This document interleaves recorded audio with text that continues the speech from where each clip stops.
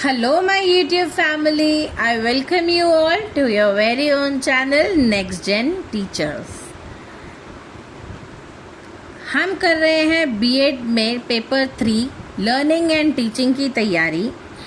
अगर आपको मेरी वीडियोस अच्छी लगती हैं तो please do like, share it with your friends. अच्छे कमेंट्स करिए, मुझे मोटिवेट करिए और don't forget to subscribe my channel. तो आज का जो क्वेश्चन है वो है lecture as a teaching strategy. What do you mean by lecture as a teaching strategy? अब जनरली जितनी भी क्लासेस होती हैं, जितनी भी टीचिंग होती है, उसके अंदर लेक्चर बेस्ड टीचिंग भी होती है। इसका मीनिंग होता है lecture is a traditional teaching strategy in which the teacher orally presents information, concepts or ideas to a group of students in a structured manner. It is mainly a teacher centered method.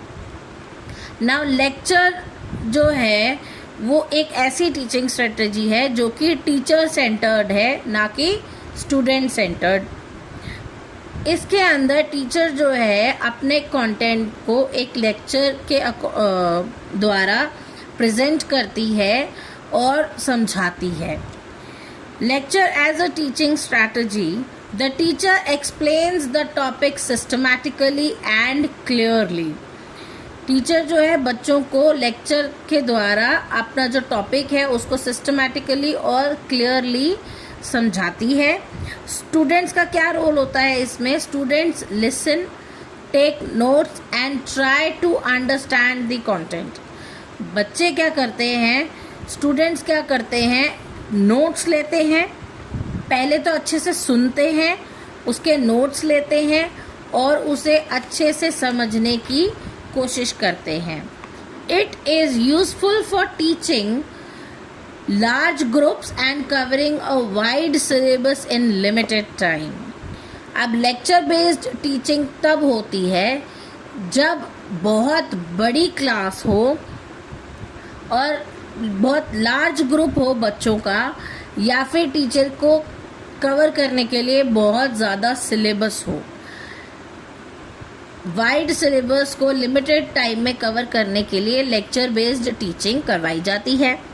Teaching aids like charts, slides or presentations may be used to make it more effective.